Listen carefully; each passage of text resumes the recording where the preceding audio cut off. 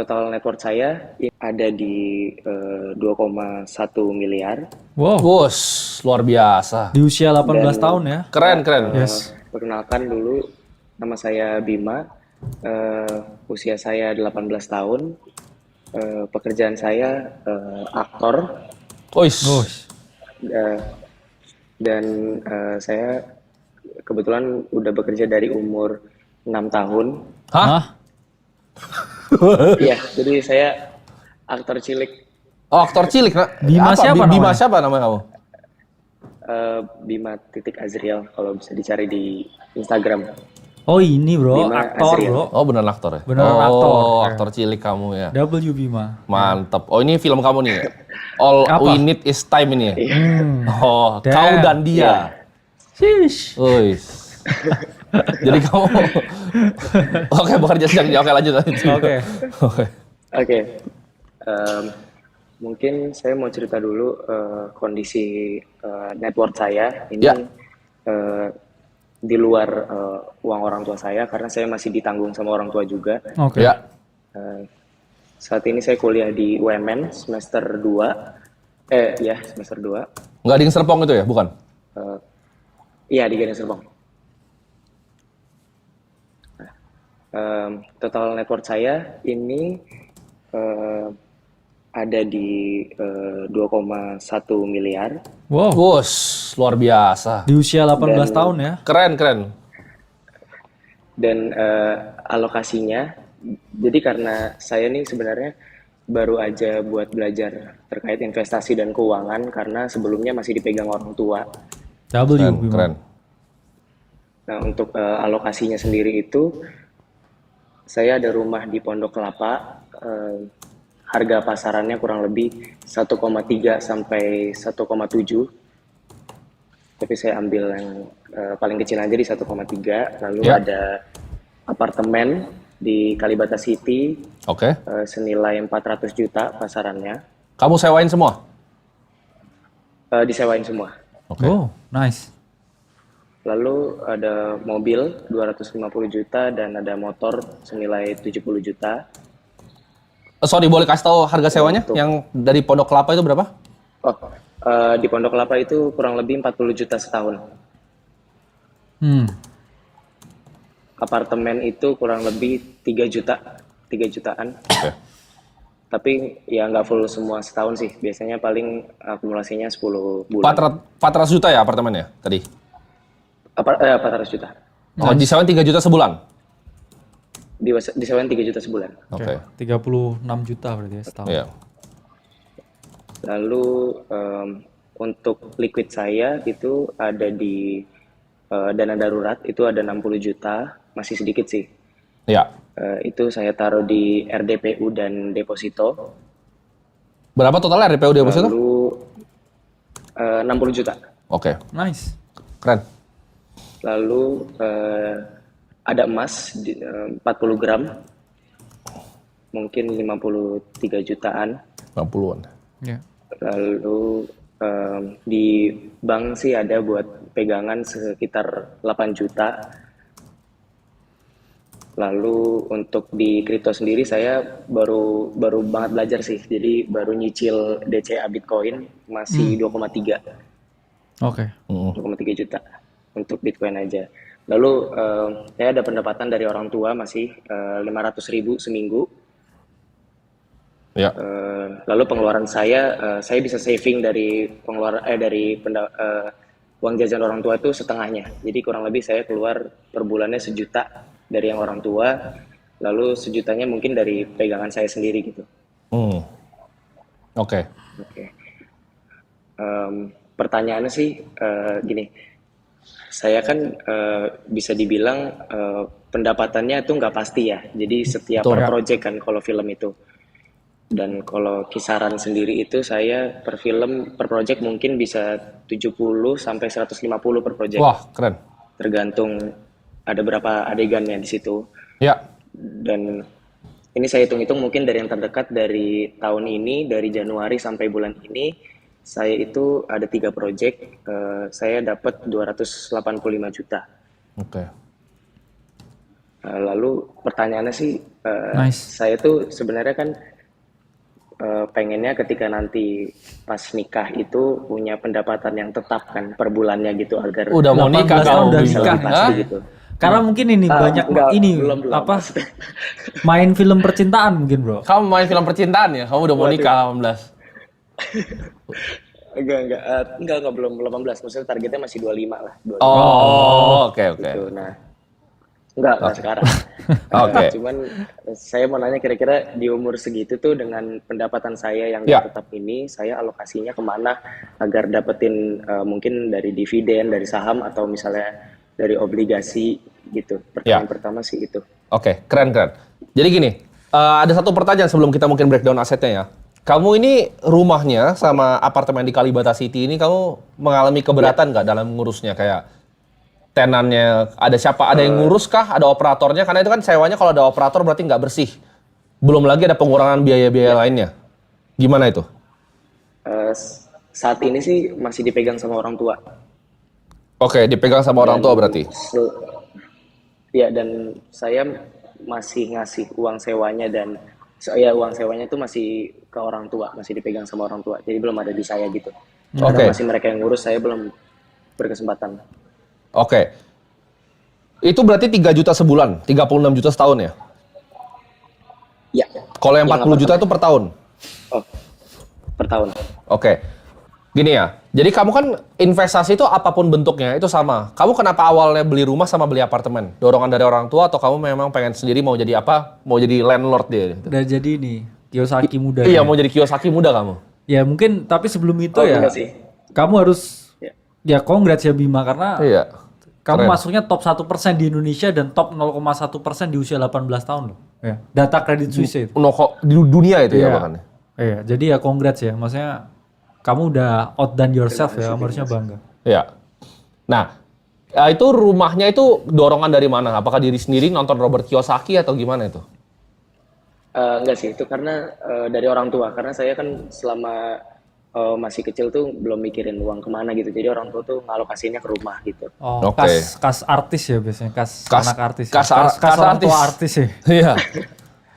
Karena banyak juga bro, temen-temen yang maksudnya main sinetron ya, kebanyakan sama orang tuanya, akhirnya diarahkan beli rumah. Ya, Iya. gitu. Jadi ini kan kas artis banget ya, Bima ya. Rumah kamu berapa? 1,3 M. 1,3 ya. Nah, 1,3 Pasaran M. paling rendahnya. Itu kamu sewain berapa, Bima? 40 juta. 1,3 M. Berarti kamu sewa 40 juta kan? Ini kan? Iya. Ini kamu dapetin yield sekitar 3%-an. 3,06 lah. Kita ngomong 3% aja, Bima. Ini yang penting, Bima. Jadi, rumah yang kamu tinggalin, ini belum capital gain ya. Tapi harusnya di Pondok Kelapa, harusnya ini nggak kemana-mana ya, Bima ya. Malah ini kalau kamu jual tuh biasanya turun nih.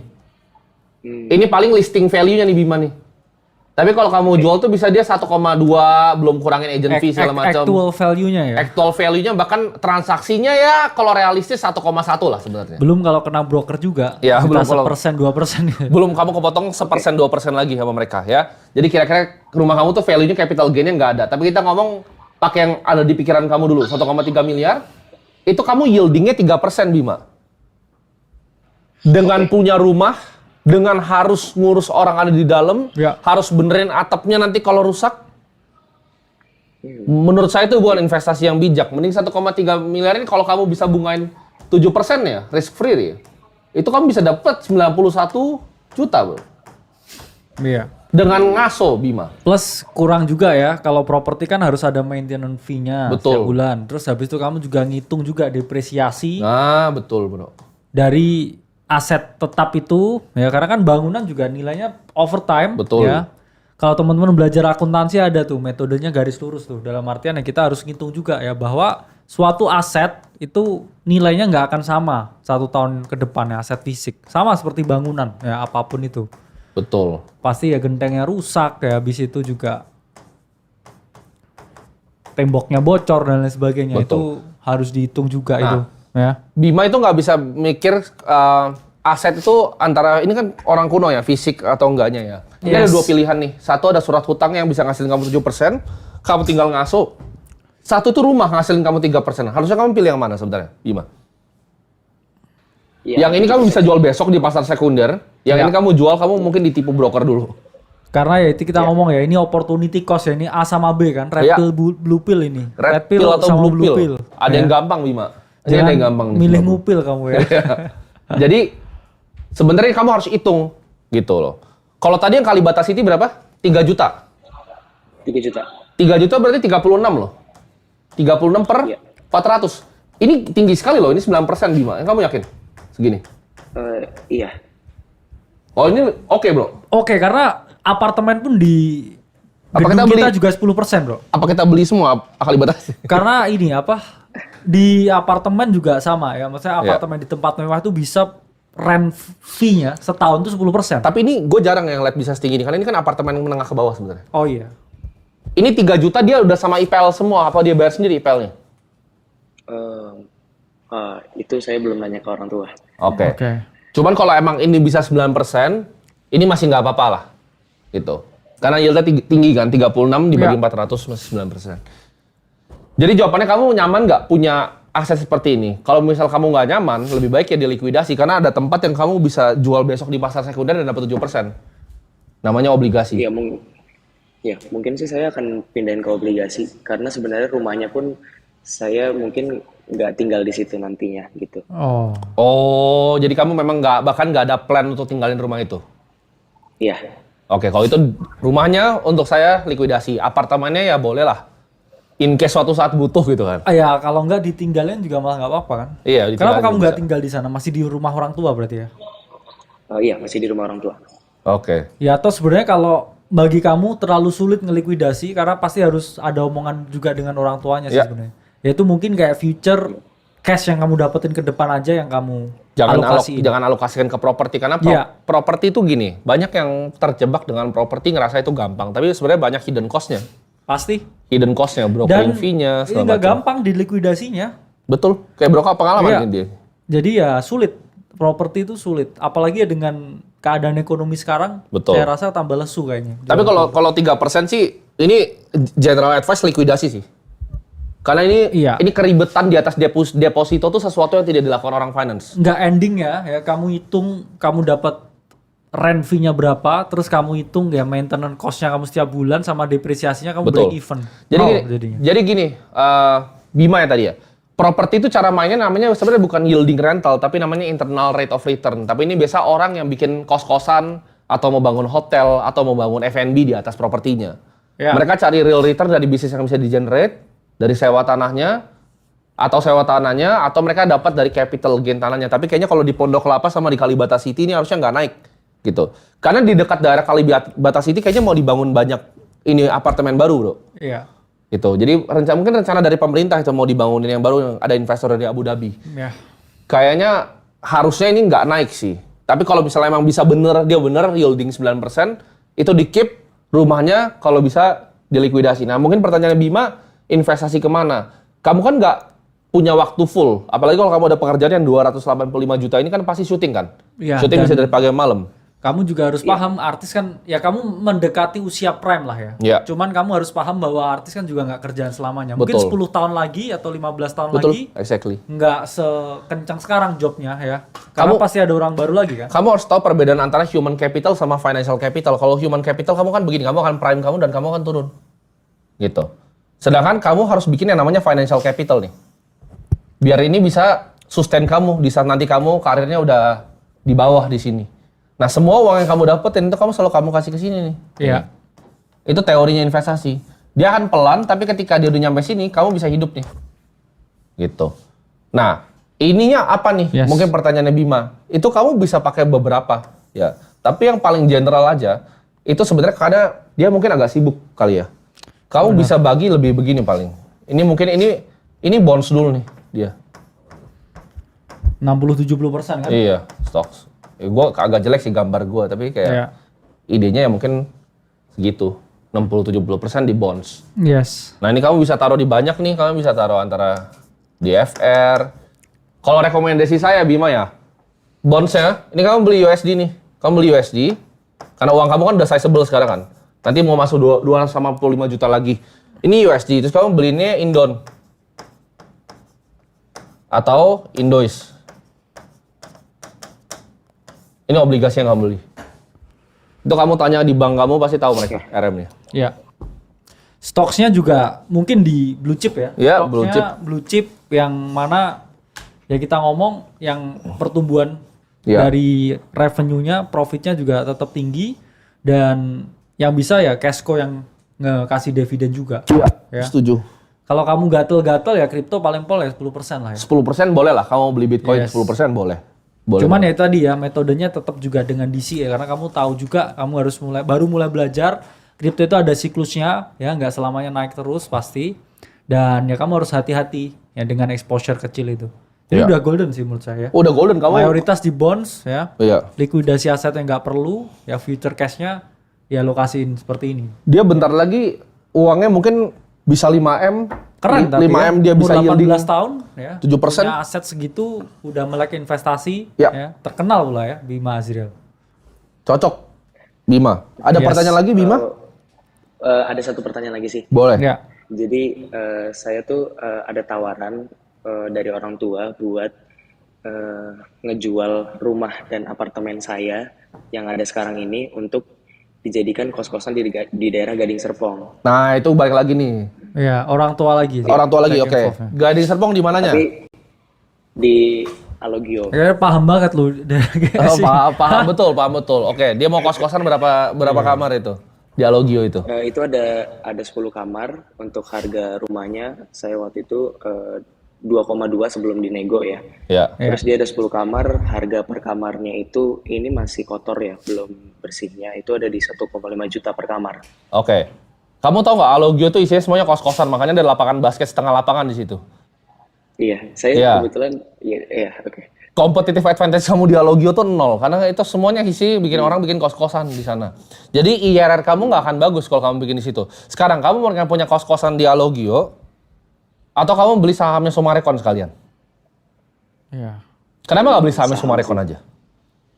Kan dia jual itu ke kamu. Nanti tapi ya abis ini ya malam ini kayaknya conversation Bima sama orang tuanya ini, Bro. Tapi mah, tapi mah, gitu. tapi mah. Gitu. Sumarekon kan juga opsi. Ya kalau kamu mau lebih bagus lagi, kamu misalnya mau properti, oke. Iya. Kamu kayaknya orang tua cenderung properti. Kenapa kamu nggak bilang gini, Mah, daripada kita beli kos-kosan, kenapa nggak beli sahamnya BSD aja, punya Sinarmas, Mah. Ini land banknya di belakang masih jauh gitu. Kenapa nggak saham BSD kamu beli? Kamu jadi pemilik dari perusahaan BSD itu. Lebih besar tuh dari Alogio itu ke belakang semua. Oke. Jadi jawabannya Sama adalah ini sih, jangan main ke sesuatu yang kamu nggak tahu. Kamu kan aktor kan? iya. Kamu harusnya fokus di bidang kamu. Jangan karena mimpi punya kos-kosan itu kan pasif income kan. Iya. Kos-kosan tuh tidak ada pasifnya sama sekali. Gitu. Ya sebenarnya hampir kayak semua di dunia gak ada yang pasif. Ya nggak ada yang pasif sih. Iya. Nggak ada yang pasif. Tapi intinya ada yang kamu lebih gampang hidup kamu. Kamu jangan ulangin kesalahan ini lagi nih. Ini kos-kosannya ini lagi nih nanti nih. Kamu hitung dulu tuh yieldnya di Alogio berapa. Sama capital gainnya paling 0. Minus loh capital gainnya. Karena gini, Gading Serpong secara properti itu mau ekspansi kemana? Gading Serpong tuh udah full, udah macet.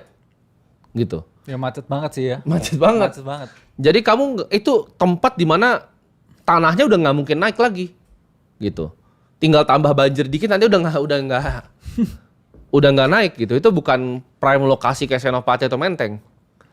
Jadi jawabannya kalau kamu mau main properti, kamu make sure kamu beneran tahu banget apa yang kamu kerjain. Kalau nggak jangan gitu. Kadang ada bagusnya kita tahu apa yang kita nggak bisa kerjain dan tahu apa yang kita bisa kerjain, Bima. Ini Ozan udah bilang nih, kos-kosan susah, tipis banget Iya, marginnya. betul. Ya emang tipis. Tipis. Gini, belum lagi kamu ntar nggak dibayar sama orang-orang di situ. Sorry gitu kan. Bayarnya bulan depan. Nah, itu udah nunggak tuh. Iya. Kamu. Gitu. Jadi Oke. stay out of property ini saran dari gue karena kayaknya property sebenarnya, sulit. Golden advice-nya kayaknya harusnya have deep conversation sih dengan mamahnya. Iya, betul. Karena gini Bima, kamu kan kerja dari kecil dan financial game yang kamu mainkan itu based on your parents. Dan kamu udah orang yang punya KTP, Bro. Maksudnya orang yang udah secara dewasa ya, harusnya bisa mengambil keputusan sendiri. Ya. Jadinya kamu harus punya deep conversation nih dengan keluarga dulu. Kalau ke depan ini future goal tentang kehidupan finansial saya yaitu atas kehendak saya pribadi. Karena kamu kalau nggak begitu ya, kamu orang tuamu ini punya syndrome of control terhadap kamu. merasa bahwa kayak semua yang kamu dapatkan uangnya itu adalah uang orang tua kamu. Dan kalau kamu begitu terus ya, kamu akan terus disetir. Ya, ini ya maaf ini kayak mamanya yang nonton di rumah ya, tapi kan Bima udah dewasa mah ya. Jadi harusnya ya Bima ini bisa memutuskan sendiri ya investasinya sesuai yang Bima mau ya. Ini salam nih buat mamanya nonton. Nah, Bima kan ini kan Bima nih. Nih lagi acting kan. Bima dapat uangnya ke sini. Kalau mama bilang uangnya itu ke sini, tapi mah gitu. jangan mah gitu. Iya, tapi mah. Jangan mah. Iya. Karena gini, blue chip itu kamu tidur, kamu bisa dividenin juga gitu. Misalnya daripada kayak kamu ribet nih. Ini kasih simpel ya Bima ya. Kamu kamu cuma mau yielding deh. Ada nggak kos-kosan 15%? Jawabannya nggak ada. Kamu tinggal beli misalnya PTBA gitu kan. Nah, kamu dapat 15% tuh. Udah mah, kamu beli perusahaan batu bara aja gitu. Iya. Udah mah, kalau misal kamu suka banget properti, beli BSD dah. Nah, kamu analisa dulu. Ada pertumbuhannya atau enggak. Gitu. Tapi ntar begitu ibunya bilang, tapi nak. Tapi nak, Iya. gitu kan. Mah, BSD itu punya convention hall. Terus kalau misalnya mamanya suka banget, itu masih ada lagi tuh convention hall. CBDK masih ada tuh, dia punya conventional hall tuh. Di Peak tuh. Banyak, properti itu banyak ya. Tapi ini kalau kamu ngerti banget gitu. Ini kalau kamu ngerti banget. Tapi ya kita rekomen yang compounding aja bagi kamu dividen. Nah ini kan juga simple nih, ini dijamin negara nih, ya kan? Udah. Kalau rumah terus ada kos-kosan, ntar atapnya bocor, ditipu ini, sales. Iya. Gua agent properti soalnya dulu Bima. Iya, sama saya juga agent properti. Gua paham betul tapi nggak properti. pernah closing ya. Jadi ya harus ini apa? Hashtagnya ini bro, Bima sudah dewasa. Iya. Ini terus Hashtagnya tuh, hashtag. Nah, Bima dewasa. Bima dewasa. Nah, Oke gitu ya Bima ya. Oke, Semoga oke. terjawab. damn. Iya. Boleh ada pertanyaan singkat lagi? Boleh ya, terakhir ya Bima, kasih. Untuk kedepannya ini kira-kira jadi ada tawaran dari orang tua buat kayak kalau misalnya Nah, kan? untungnya tapi orang tua Tawaran apa? untungnya orang tua tapi masih mau banget diajak diskusi gitu. Ya. Tawarannya sih kalau misalnya aku udah mau beli rumah dari sekarang itu jadi setiap proyek yang masuk ke depannya itu buat nanti aku DP rumah, terus nanti KPR-nya itu masih dibayarin sama orang tua. Aduh, jangan. Kamera dibagi. Kayaknya mamanya agen Oke. properti gak sih bro? Mama kamu agen properti. Ray White mama kamu ya? Bukan sih. Bukan. Ditawarinnya rumah, kos-kosan, apartemen. Kenapa? Mama Itu kamu. listingan mama kamu. Itu jangan-jangan. listingan mama kamu jangan-jangan. Jangan. Siapa mamanya ntar ada di OLX tiba-tiba dia bro, top agent. Top agent rumah 123. Sebenarnya sih pertanyaannya lebih ke kira-kira saya kapan bisa buat beli rumahnya? Apakah saya nabung-nabung terus sampai nanti saya bisa beli? Sewa cash dulu atau- Bim. Kenapa mau rumah Bim? Oke, nggak apa-apa sih. Buat nanti mungkin ditinggalin. Enggak gini. Itu kan ilusi yang ada di kepala seorang kan. Rumah lebih enak buat tinggal. Tapi jawabannya enggak. Kamu bisa sewa aja kok. Di Terus apartemen lebih enak. kamu ya? sewa di apartemen, ya kan? Sampai kamu punya uang lebih banyak lagi, terus kamu bangun rumah impian kamu ya. Gitu kan lebih enak, Bim? Iya, dengan gadis oke. impian kamu ya. Iya. Siap. Oke. Makasih Oke. banyak Bro Tim Keren, dan Bima. Bro Oke, Tata. Sewa Bima dulu. Azril ya, W. Siap. Dilan kecil, W. W.